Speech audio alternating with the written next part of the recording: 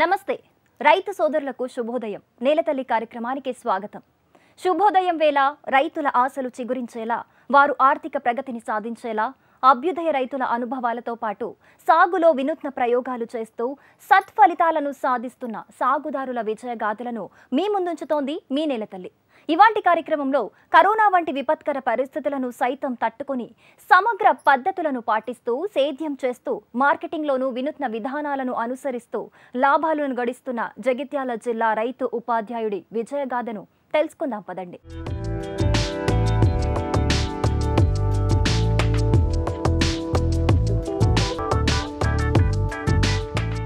Covid కారణంగా అన్ని రంగాలు ఆర్థికంగా దెబ్బతింటే ఒక్క వ్యవసాయ రంగమే తట్టుకొని నిలబడింది. కరోనా విలయ తాండవం చేస్తున్న రైతు చెమటోడ్చి బంగారు పంటలు పండిస్తున్నాడు. ఒకప్పుడు ఉపాధి కోసం పట్టణాలకు వలసపోయిన చాలా మంది విద్యావంతులు నేడు నేలను నమ్ముకొని సేద్యం చేసేందుకు గ్రామాల వైపు కదులుతున్నారు. నేల తల్లిని నమ్ముకుంటే విజయం మీ వెంటేనని నిరూపిస్తున్నారు. అలాంటి కోవకే వస్తారు జగిత్యాల జిల్లాకు చెందిన ఈ రైతు ఉపాధ్యాయుడు. కరోనా కారణంగా తాను నిర్వహిస్తున్న పాఠశాల మూతపడటంతో తన తల్లిదండ్రుల నుంచి సంక్రమించిన వ్యవసాయ భూమే ఇప్పుడా రైతు ఉపాధ్యాయుడికి మార్గంగా మారింది. కరోనా పరిస్థితుల్లోనూ లాభదాయకమైన ఆదాయం పొందుతున్నారు.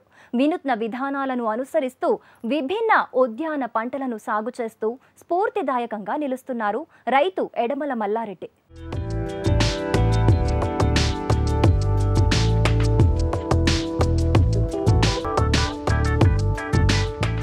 కరోనా మహమ్మారి ఒక్కసారిగా ప్రపంచాన్ని కుదిపేసింది. ఉద్యోగ భద్రత లేకపోవడంతో చాలా మంది విద్యావంతులు తిరిగి పల్లెలకు తరలిపోతున్నారు. తమకున్న వ్యవసాయ భూమే వారికి ఉపాధి మార్గంగా మారింది. అదే బాటలో పయనిస్తున్నారు జగిత్యాల జిల్లా లక్ష్మీపూర్ గ్రామానికి చెందిన ఎడమల మల్లారెడ్డి. ఓ ప్రైవేట్ పాఠశాలను నడిపే మల్లారెడ్డి కోవిడ్ కారణంగా స్కూల్ మూతపట్టడంతో తన తల్లిదండ్రులు అందించిన 7 ఎకరాల భూమిలో ప్రణాళికాబద్ధంగా సమగ్ర సేద్యం చేస్తూ సత్ఫలితాలను సాధిస్తున్నారు.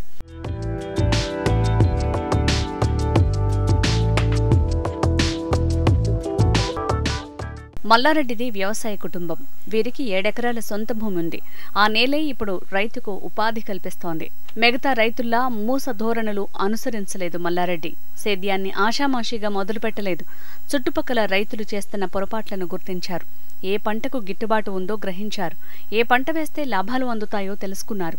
అందుకు తగ్గ ప్రణాళిక రచించారు. పొలాన్ని సిద్ధం చేసుకున్నారు. అయితే లాస్ట్ ఇయర్ మార్చి లోపల ఈ కరోనా విజృంభించడం వల్ల గవర్నమెంట్ స్కూల్స్ అన్ని కూడా క్లోజ్ చేసింది. ఆ క్లోజ్ చేసిన తర్వాత ఇక నాకు స్కూల్ లోపల ఆదాయం లేకుండా పోయింది. ఏం చేద్దామనే ఉద్దేశంతో ఆలోచించినప్పుడు నేను వ్యవసాయ రంగం వైపు రావాలని నిర్ణయించుకోవడం జరిగింది.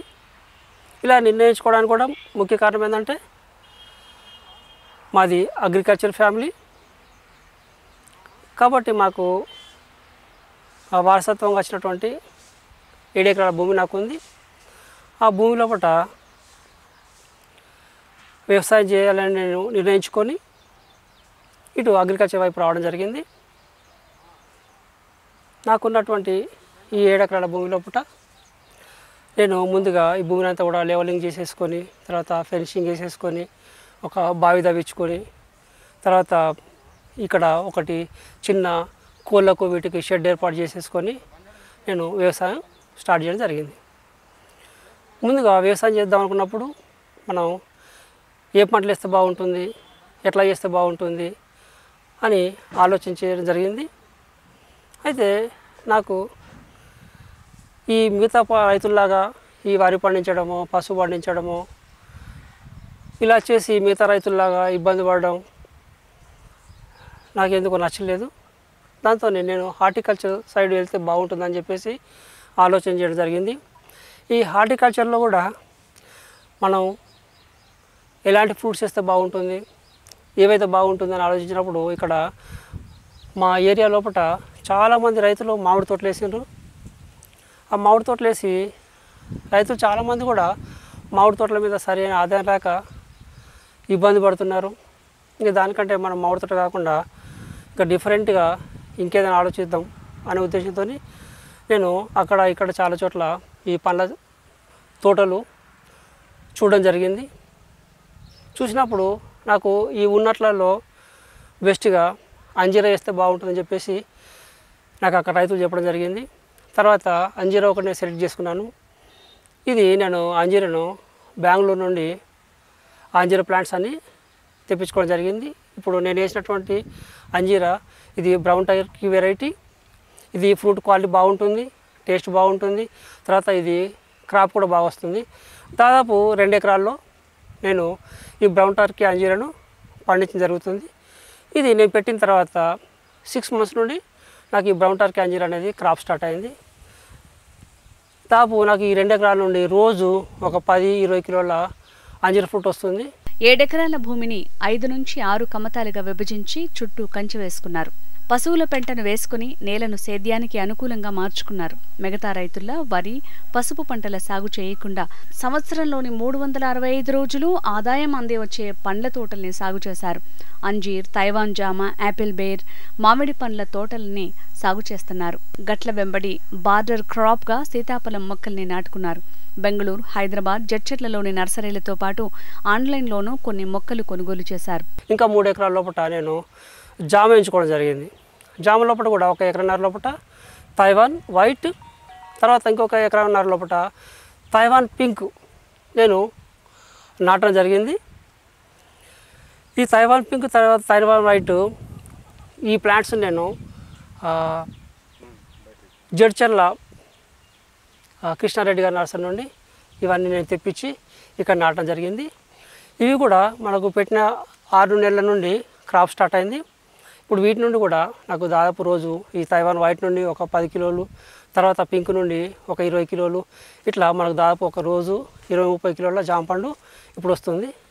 తర్వాత ఆపిల్ బేర్, కాశ్మీర్ ఆపిల్ బేరు లేకపోతే రెడ్ ఆపిల్ బేర్ అని అంటారు. ఇది మన తెలంగాణలో దాదాపు ఎక్కడ లేదు నాకు తెలిసి. దీన్ని నేను బయట నుండి మొక్కలు తెప్పించుకొని దాదాపు 150 మొక్కలు తెప్పించుకొని 1 ఎకరన్నర లోపల ఇది నాటడం జరిగింది. నాటిన తర్వాత మనకి దాదాపు 4 నెలలకే ఇది క్రాప్ స్టార్ట్ అయింది. దీపావళికి ఫ్లవరింగ్ వచ్చేసి మనకు జనవరి, డిసెంబర్లో క్రాప్ రావడం జరిగింది. మంచి క్రాప్ వచ్చేసింది.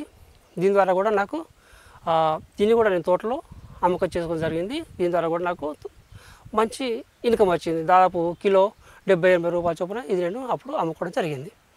తర్వాత ఇంకా ఒక 150 ఎన్ఎంకే గోల్డ్ సీతాఫల్ చెట్టు తెప్పించేసి ఈ గట్ల చుట్టూ తోట చుట్టూ మొత్తం కూడా ఈ బార్డర్ క్రాప్గా వాటిని నాటుకోవడం జరిగింది.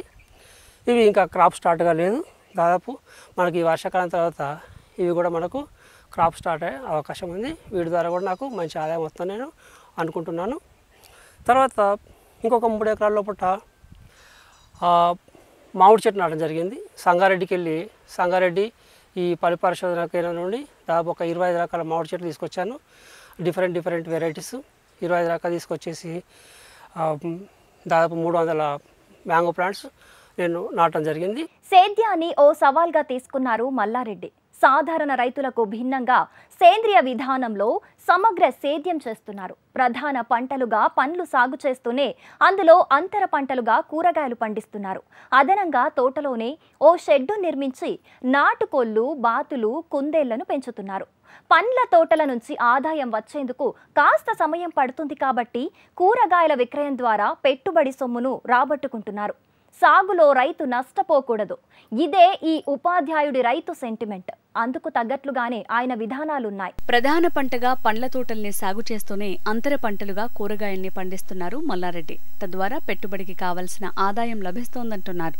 పొట్ల, బీర, సోర, కాకర, నేతిబీర, దోస, మునగ, వంకాయ వంటి 25 రకాలకు పైగా కూరగాయ విత్తనాలను హైదరాబాద్ నుంచి తీసుకొచ్చి పండిస్తున్నారు. 7 ఎకరాల్లో గుంట భూమిని కూడా ఖాళీగా ఉంచలేదు. అంతటా పచ్చటి పంటల్నే పండిస్తున్నారు ఈ రైతు. కూరగాయలు ఇవన్నీ కూడా నేను ఇంటర్ క్రాప్ చేస్తున్నాను. వాటిలో పట్టినే ఆ ఇంటర్ క్రాప్ ద్వారా నాకు ఈ పెట్టుబడికి కావాల్సిన డబ్బులు, ఈ కూరగాయలు ఇవన్నీ కూడా నేను మధ్యలో వేసేసి పండించుకుంటున్నాను. పండించుకొని అమ్మడం ద్వారా నాకు ఈ పెట్టుబడి అనేది వెళ్ళిపోతుంది. తర్వాత నా తోటలో పట్ట పండినటువంటి ఇన్పుట్ ఏదైతుందో వేస్టేజ్ ఏదైతే ఉందో నా తోటలో పడినటువంటి ఆ పంటలు కాకుండా వేస్టేజ్ కూడా ఏది వేస్ట్ పోకుండా దాన్ని నేను సమగ్రంగా వాడుకోవాలనే ఉద్దేశంతో నా తోటలో కూడా ఒక చిన్న షెడ్ ఏర్పాటు చేసేసుకొని అందులో నాటుకోళ్ళు పెంచుతున్నాను. నాటుకోళ్ళు అసిల్ బ్రీడు, తర్వాత ఈ లోకల్ బ్రీడు ఇవన్నీ కూడా పెంచుతున్నాను. వీటిని నా దగ్గర హ్యాచింగ్ మిషన్ కూడా ఒకటి పెట్టుకున్నాను. హ్యాచింగ్ మిషన్ పెట్టేసుకొని వాటి గుడ్లను ఇక్కడ నేను పొదిగేసుకొని మిషన్లో పొదిగేసుకొని వాటిని పిల్లలు తయారు చేసేసి నా దగ్గర పెంచుకొని కస్టమర్లకు కిలో 250 రూపాయల చొప్పున నేను నాటుకొని, అంటే మిగతా చోట్ల దాదాపు 400-350 రూపాయలు అమ్ముతుంటే నా దగ్గర కిలో 200 చొప్పున నాటుకొని నేను నా ఫామ్ దగ్గర అమ్ముకుంటున్నాను. తర్వాత గుడ్లు కూడా కస్టమర్స్కి 10 రూపాయలకు ఒకటి నాటుకోడి గుడ్డు ఇక్కడ నా దగ్గర అమ్ముకోవడం జరుగుతుంది. తర్వాత ఇవే కాకుండా నా దగ్గర ఒక 100 వరకు బాతులు పెంచుకుంటున్నాను. ఆ బాతుల ద్వారా వచ్చేటువంటి గుడ్లను నేను 20 రూపాయలకు ఒకటి ఎగ్గు చొప్పున నేను కస్టమర్కి అందిస్తున్నాను. తర్వాత నా దగ్గర కడక్నాథ్ కోళ్ళు ఉన్నాయి, ఒక 50-100 వరకు.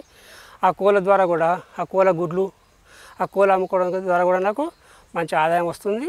తర్వాత నా దగ్గర పావురాలు కూడా పెంచుతున్నాను. పావురాలు ఎందుకు పెంచుతున్నానంటే మన దగ్గర ఈ క్రిమి కీటకాలు ఇవన్నీ కూడా మన ఆర్గానిక్ సిస్టంలో మనం ఈ ఫార్మింగ్ చేస్తున్నాం కాబట్టి ఈ క్రిమి కీటకాలు ఇవన్నీ కూడా తింటాయనే ఉద్దేశంతో నేను పావురాలు పెంచుకుంటున్నాను. అవన్నీ కూడా నా తోటలో పట్ట కోళ్ళు ఇవన్నీ కూడా తిరిగేసి క్రిమి కీటకాలు అన్నీ కూడా తినేస్తుంటాయి. సాగుకు పూర్తి దేశీయ విత్తనాలనే వినియోగిస్తున్నారు. హైబ్రిడ్ల ఊసే ఉండదు. కూరగాయల విత్తనోత్పత్తిని సైతం స్వయంగా చేస్తున్నారు మల్లారెడ్డి. ఎవరికైనా కావాలంటే ఉచితంగానే అందిస్తామంటున్నారు. తోటలోనే ఓ చిన్న షెడ్ని ఏర్పాటు చేసుకుని నాటుకోళ్లు, బాతులు, కుందేళ్లను పెంచుతున్నారు. తోట నుంచి వచ్చిన వ్యవసాయ వ్యర్థాలను వృధాగా పోనీయకుండా వీటికి ఆహారంగా అందిస్తున్నారు. నాటుకోళ్లు, బాతులు, కుందేళ్ల విక్రయం ద్వారా అదనపు ఆదాయాన్ని పొందుతున్నారు. అంతేకాదు వాటి వ్యర్థాలు పంటలకు ఎరువుగా మారుతుందని చెప్తున్నారు సాగుదారు. తర్వాత ఇప్పుడు నా దగ్గర పడినటువంటి కూరగాయలు, తర్వాత ఈ పండ్లు ఏదైనా వేస్టేజ్ ఉంటే వీటిని ఆ వేస్టేజ్ ఏదైతుందో వీటిని నేను కోళ్ళకు, బాతులకు, కుందేళ్లకు వీటికి దానాగా వాడుతుంటాను. కాబట్టి నా దగ్గర ఎట్లాంటి వేస్టేజ్ అని కూడా ఎక్కడ కూడా పోదు. ప్రతిదాన్ని కూడా నేను 100% యూజ్ చేసుకుంటున్నాను. నా ఫామ్లో పడినటువంటి ఏది కూడా నేను వేస్ట్ చేయకుండా ప్రతిదాన్ని నేను సంపూర్ణంగా యూజ్ చేసుకుంటూ ఈ రకంగా ముందుకు వెళ్ళిపోతున్నాను. భవిష్యత్తులో ఒకటి ఏంటంటే ఈ వచ్చినటువంటి కస్టమర్లందరూ కూడా నా దగ్గరికి వచ్చేసి ఇక్కడనే నా స్టాల్లోనే నా ఫామ్లోనే వచ్చేసి ఇవన్నీ కూడా కొనుక్కొని వెళ్ళిపోతుంటారు. వచ్చినటువంటి వాళ్ళకు కొంత ఎంటర్టైన్మెంట్ ఉండాలి, వాళ్ళ పిల్లలతో వస్తుంటారు, తర్వాత ఫ్యామిలీస్తో వస్తుంటారు, వాళ్ళు కూడా కొంత ఎంటర్టైన్మెంట్ ఉండాలనే ఉద్దేశంతో ఈ మామిడి చెట్ల మధ్యలో ఉయ్యాలలు ఇవి ఆట వస్తువులు ఇవన్నీ కూడా పెట్టేసి ఇక్కడ చిన్నగా అగ్రి టూరిజం అనేది ఒకటి తయారు చేద్దామనే ఆలోచన కూడా నాకు ఉంది. పూర్తి సేంద్రియ విధానాలనే అనుసరిస్తున్నారు ఈ రైతు. ఎలాంటి రసాయనాలు, మందుల వాడకం ఈ క్షేత్రంలో కనిపించదు. వారానికి ఓసారి వేస్ట్ డీకంపోజర్నే పంటలకు అందిస్తున్నారు. పశువుల వ్యర్థాలే పంటలకు పోషకాలంటున్నారు. సేంద్రియ విధానం వల్ల తాజా, రుచికరమైన ఆహార ఉత్పత్తులు అందుతున్నాయని అంటున్నారు మల్లారెడ్డి. వినియోగదారులు సంతృప్తి వ్యక్తం చేయడంతో పాటు పెట్టుబడి ఖర్చులు తగ్గాయంటున్నారు. ఎక్కడ కూడా నేను ఈ పెస్టిసైడ్స్ వాడడం అనేది జరగదు. నేను వేస్ట్ డీకంపోజర్ అనేది ఒకటి తయారు చేసేసి గాజియాబాద్ యూనివర్సిటీ వాళ్ళు వేస్ట్ డీకంపోజర్ అంటే ఒక బాటిల్ తయారు చేస్తారు. దాన్ని నేను దాదాపు ఒక 10-20 బాటిల్స్ తెప్పించుకొని ఆ బాటిల్స్ నేను డ్రమ్ములలో 200 లీటర్ల డ్రమ్ములో ఒక 2-3 కిలోల బెల్లం, తర్వాత వేస్ట్ డీకంపోజర్ వేసేసి ఒక వారం రోజులు దాన్ని రెగ్యులర్గా బాగా కలియబెట్టి అది బాగా పులిసిన తర్వాత అది తయారైన తర్వాత ఆ సేంద్రియం తయారైన తర్వాత దాన్ని నేను ప్రతి వారం 1 లీటర్ చొప్పున జామ చెట్లకు, మామిడి చెట్లకు, తర్వాత యాపిల్ బెడ్ చెట్లకు వీటన్నింటికి ప్రతి వారం ఇవ్వడం జరుగుతుంది.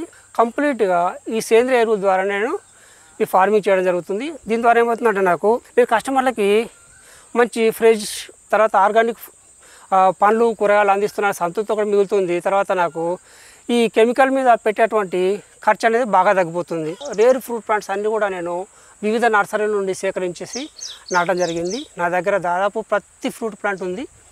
ఆపిల్ బేర్, తర్వాత water apple, dragon fruit, cherry, fashion fruit, ఇట్లా చాలా రకాల 70 రకాల ఫ్రూట్ ప్లాంట్స్ నాటడం జరిగింది.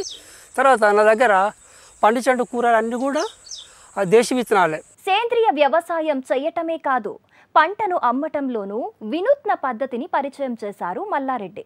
ప్రధాన రహదారి పక్కనే మనిషి లేని నిజాయితీ రైతు దుకాణం ఏర్పాటు చేశారు. పంట ఉత్పత్తులను విక్రయిస్తున్నారు. ఈ దుకాణం అందరి దృష్టిని ఆకర్షిస్తోంది. రైతు మార్కెటింగ్ విధానం ఆలోచింపజేస్తోంది. మల్లారెడ్డి దళారీపై ఆధారపడకుండా తాను పండించిన పంటను సొంతంగా మార్కెట్ చేసుకుంటున్నారు. చాలా మంది వినియోగదారులు తోట వద్దకే వచ్చి పంటను కొనుగోలు చేస్తుంటారు. తెలియని వారి కోసం కొత్త మార్కెట్ పద్ధతిని పరిచయం చేస్తారు ఈ రైతు. రహదారి పక్కన ఓ చిన్న షెడ్ని ఏర్పాటు చేసి దానికి నిజాయితీ దుకాణం అని బ్యానర్ కట్టి అటువైపుగా వెళ్లే వారి దృష్టిని ఆకట్టుకున్నారు. రైతుకు గవర్నమెంట్ సబ్సిడీ ఇచ్చి గవర్నమెంట్ పండించినట్టు పంటలు కొంటే కానీ రైతు బతికే పరిస్థితి లేదు. ఇక మరి రైతే రాజు అనేది అసలు ఎక్కడ కనబడట్లేదు.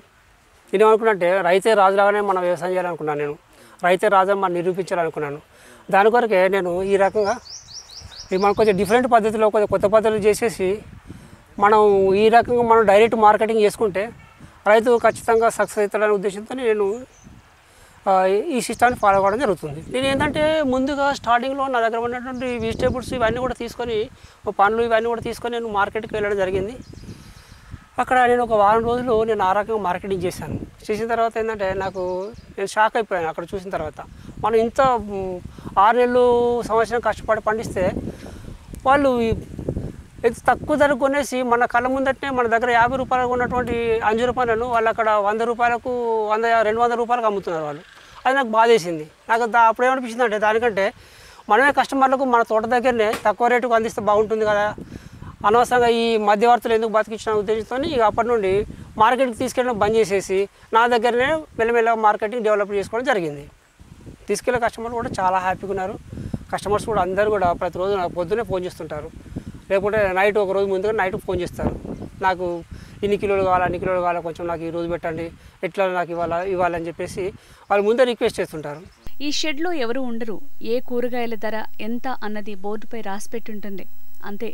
రోడ్డు పక్కన వెళ్లేవారు తమకు అవసరమైన కూరగాయల్ని తీసుకుని వాటికి ఎంతైందో లెక్కగట్టి షెడ్లో ఉన్న ఓ కవర్లో వేస్తారు. లేదా ఫోన్ల ద్వారా డబ్బులు చెల్లిస్తుంటారు. మనుషుల మీద నమ్మకంతో ఎంత నిజాయితీగా వ్యాపారం చేస్తున్నారు కాబట్టి సాగులో ఈయన సత్ఫలితాలు సాధిస్తూ ఎంతో మందికి స్ఫూర్తిగా నిలుస్తున్నారు. తర్వాత నా దగ్గర పండినటువంటి కూరగాయలు తర్వాత ఇవన్నీ కూడా ఒకవేళ ఎప్పుడైనా సాయంత్రం 9 గంటల తర్వాత నా దగ్గర ఫామ్లో సాయంత్రం 9 గంటల వరకు నా దగ్గర ఫామ్లో అమ్ముతాను.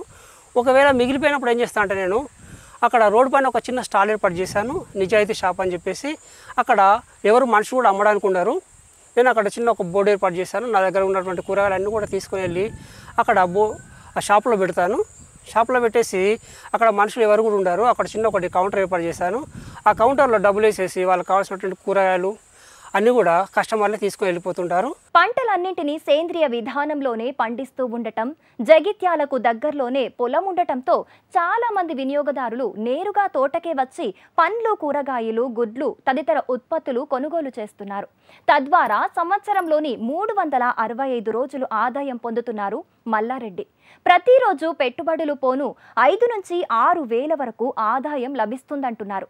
ఈ ఆదాయం క్రమంగా పెరుగుతుందే కానీ తరగదని అంటున్నారు. రానున్న రోజుల్లో గొర్రెలు, చేపల పెంపకాన్ని ప్రారంభిస్తానంటున్నారు. నా పొలంలో కూడా ఏంటంటే ఎక్కడ కూడా భూమిని వేస్ట్ చేయకుండా, ఇప్పుడు మన భూమి అనేది కొత్తగా తయారు చేసుకోలేము. ఇప్పుడు నాకు 7 ఎకరాల భూమి ఉంది. దాన్ని ఇప్పుడు మనం 8 ఎకరాలు చేయాలంటే చేయలేము. కాబట్టి ఏంటంటే నేను ఎక్కడ కూడా ఒక గజం భూమి కూడా వేస్ట్ కాకుండా ఎక్కడ కొద్దిగా వేస్ట్ ప్లేస్ ఉన్నా కానీ అక్కడ ఏదో ఒక మొక్క నాటుకుంటూ వెళ్ళిపోయాను. మొత్తం నేను సంపూర్ణంగా వాడేసుకున్నాను భూమిని. సేద్యం మొదలుపెట్టి ఏడాదే కానీ తలపండిన రైతులకు సేంద్రియ సమగ్రపు సేద్య పాఠాలు నేర్పిస్తున్నారు ఈ రైతు ఉపాధ్యాయుడు. బడిలో పాఠాలు నేర్పిన అనుభవం ఇలా వ్యవసాయంలో ఉపయోగపడుతోంది. ప్రణాళికాబద్ధంగా చేస్తున్న సేద్యం ద్వారా ప్రతిరోజు ఆదాయం పొందుతున్నారు ఈ రైతు. కూరగాయలు, పండ్లు, కోళ్ల అమ్మకం ద్వారా ప్రతిరోజు పెట్టుబడి ఖర్చులు పోను 5,000 రూపాయల వరకు ఆదాయం తప్పక వస్తుందంటున్నారు. తర్వాత ఇప్పుడు నాకు కావాల్సినటువంటి ఈ మొక్కలన్నీ కూడా నేను బెంగళూరు నుండి, కొన్ని హైదరాబాద్ నుండి, కొన్ని జడ్చల నుండి ఇట్లా నాకు కావాల్సినట్టు మొక్కలు ఎక్కడ దొరుకుతాయి అక్కడ మంచి నాణ్యమైన మొక్కలు నేను ఒక్కొక్క నర్సరీ నుండి, అంటే ఏ నర్సరీలో నాకు కావాల్సిన మొక్క దొరికితే అక్కడ నుండి ఈ మొక్కలన్నీ కూడా నేను కలెక్ట్ చేసుకోవడం జరిగింది. కొన్ని మొక్కలు నాకు దొరికినటువంటి వేరు ప్లాంట్ మొక్కలు అయితే ఉంటే కొన్ని నేను ఆన్లైన్లో కూడా తెప్పించుకోవడం జరిగింది. ఇప్పుడు చాలామంది ఏంటంటే అగ్రికల్చర్ ల్యాండ్ ఉంది, దాన్ని ఎవరికో కౌలుకి ఇచ్చేసుకునో లేకపోతే బిల్లు పెట్టేసుకునో ఇప్పుడు బయట షాపులలో లేకపోతే ఇక్కడ చిన్న చిన్న ఉద్యోగాలు చేసుకొని సిటీలలో ఇక్కడెక్కడ చిన్న చిన్న ఉద్యోగాలు చేసుకొని బతుకుతున్నారు. అట్లా కాకుండా మనకున్నటువంటి వ్యవసాయ భూమిని మనం సంపూర్ణంగా వాడుకొని ఈ రకంగా మనం మంచి ఇంటిగ్రేటెడ్ సిస్టమ్ కనుక మనం చేసుకున్నట్టయితే 2 ఎకరాలు ఉన్నటువంటి రైతు కూడా తన కుటుంబాన్ని చాలా సంతోషంగా ఎట్లాంటి ఒడిదుడుకులు లేకుండా పోషించుకునే అవకాశం ఉంటుంది. కాకపోతే ఏంటంటే మనం ఒక ప్రణాళికబద్ధంగా ఇప్పుడు మనం ఈ రకంగా అన్ని కోళ్ళు, గొర్రెలు, మేకలు ఇట్లా ఇవన్నీ కూరగాయలు ఇవన్నీ మనం అన్ని రకాలుగా ఒక సమగ్ర వ్యవసాయం చేసినట్టయితే 2 ఎకరాల భూమి ఉన్నటువంటి అంటే స్మాల్ ఫార్మర్ కూడా చాలా హ్యాపీగా బ్రతికేయచ్చు. చెట్లు పెరిగే కొద్దీ ఈ ఆదాయం రెట్టింపు అవుతుందని సంతోషం వ్యక్తం చేస్తున్నారు. నిజాయితీ, నమ్మకంతో చేసే ఏ పనిలో అయినా విజయం తప్పనిసరిగా మన వెంటే ఉంటుందంటున్నారు మల్లారెడ్డి. అందుకు నిదర్శనమే తన వ్యవసాయ క్షేత్రం అంటున్నారు. పల్లెల్లోని చాలా మంది చదువుకున్న వారు తమకున్న వ్యవసాయ భూమిని కౌలుకు ఇచ్చి పట్టణాల్లో ఉద్యోగం చేసుకుంటూ బతుకుతున్నారు. కానీ ఆ భూమిలో సమగ్ర విధానాలను అనుసరించి సేద్యం చేస్తే వచ్చిన ఆదాయంతో చిన్నకారు రైతు సైతం ఎంతో సంతృప్తిగా బతకొచ్చంటున్నారు. నేను ఇంతకుముందు స్కూల్ రన్ చేసినప్పుడు నాకు దాదాపు మంత్లీ ఒక 50,000 మిగిలేదు స్కూల్ రన్ చేయడం వల్ల. ఇప్పుడు నేను అగ్రికల్చర్ ఫీల్డ్కి వచ్చిన తర్వాత కూడా నాకు దాదాపు అంతే మొత్తం మిగులుతుంది. నేను దాదాపు ఈరోజు ఒక 7,000 10,000 దాకా ఇక్కడ ఎర్నింగ్ చేస్తున్నాను. ఖర్చుల అనుభవంగా దాదాపు మంత్లీ నాకు ఎంతైనా ఒక 60,000 రూపాయలు ఇక్కడ నేను ఈజీగా మిగిలించుకుంటున్నాను. 60,000-70,000 రూపాయలు ఈజీగా ఇక్కడ నాకు మిగిలిపోతున్నాయి. So I'm very happy. Farming చేయడం వల్ల కూడా నాకు స్కూల్ నడిపిస్తే నేను ఎంత హ్యాపీగా ఉన్నానో అంతకంటే కూడా డబుల్ హ్యాపీ ఇక్కడ ఉన్నాను. అంటే ఇన్కమ్ అనేది ఏంటంటే ఇప్పుడు మన స్టార్టింగ్లో కాబట్టి ఫస్ట్ ఇయర్ కాబట్టి ఇంకా మనకు అన్నీ కూడా క్రాప్ రాలే. మనకి లేదంటే 25% మనకు ఈ ఫ్రూట్ ప్లాంట్స్ క్రాపింగ్ వచ్చినాయి. మనకు ఒక 3 years తర్వాత ప్రతి ఫ్రూట్ ప్లాంట్ కూడా మనకు క్రాపింగ్ ఇస్తుంది. అంటే ప్రతి ఇయర్ మనకు ప్రతి మంత్ ప్రతి ఇయర్ మనకు ఇన్కమ్ పెరుగుతూ పోతుంది తప్ప తగ్గదు. మనకి ఎట్టయితే చెట్లు పెద్ద పెరుగుతున్నాయో ఎట్టయితే మనకు గ్రోత్ వస్తుందో తర్వాత మిగతా చెట్లు కూడా క్రాప్ వచ్చినప్పుడు మనకు పెరుగుతుంది. అంటే నెక్స్ట్ ఇయర్ వచ్చేసి నేను నెలకు 1,00,000 రూపాయలు కూడా ఎర్నింగ్ చేయగలుగుతాను ఈజీగా. సాగు ఇచ్చిన సంబరంతో రానున్న రోజుల్లో 10 గుంటల్లో ఫిష్ పాండ్ని ఏర్పాటు చేసి చేపల పెంపకం చేపట్టాలని ఆలోచిస్తున్నారు ఈ రైతు. అదేవిధంగా మేకల్ని కూడా పెంచాలనుకుంటున్నారు. ఒక 5-10 గుంటల లోపల ఫిష్ పాండ్ కూడా తయారు చేస్తున్నాను. ఒక 1,000-2,000 వరకు చేప పిల్లలు వేసేసి అంటే ఈ ఫిష్ పాండ్ తయారు చేయడం మెయిన్ ఉద్దేశం ఏంటంటే నా దగ్గర దాదాపు ఒక 100 డక్స్ వరకు ఉన్నాయి. ఆ డక్స్ అందులో విడిచిపెట్టినట్లయితే ఇవి డక్స్ అందులో తిరుగుతాయి. తిరిగి ఇవి అందులో స్విమ్మింగ్ చేస్తూ తిరుగుతుంటాయి. దానివల్ల ఏమవుతుందంటే ఆ ఫిష్కు ఆ వాటర్లో ఆక్సిజన్ జనరేట్ అవుతుంది. తర్వాత ఆ ఫిష్కి మనం ఎట్లాంటి ఫీడ్ ఇవ్వకుండానే ఈ బాత్ వేసినటువంటి లీటర్ ద్వారా ఆ ఫిష్ అనేది అంటే ఎట్లాంటి మనం ఫీడ్ ఇవ్వకుండానే ఫిష్ అనే దానిలో పెరగడం జరుగుతుంది. నిజాయితీ, సేద్యం, నమ్మకమే విజయం. ఇదే ఈ సాగుదారి అసలు రహస్యం. తోటి రైతులు సేద్యంలో సమగ్ర విధానాలను అనుసరించి లాభాల సాగు వైపు అడుగులు వేస్తారని ఆశిద్దాం.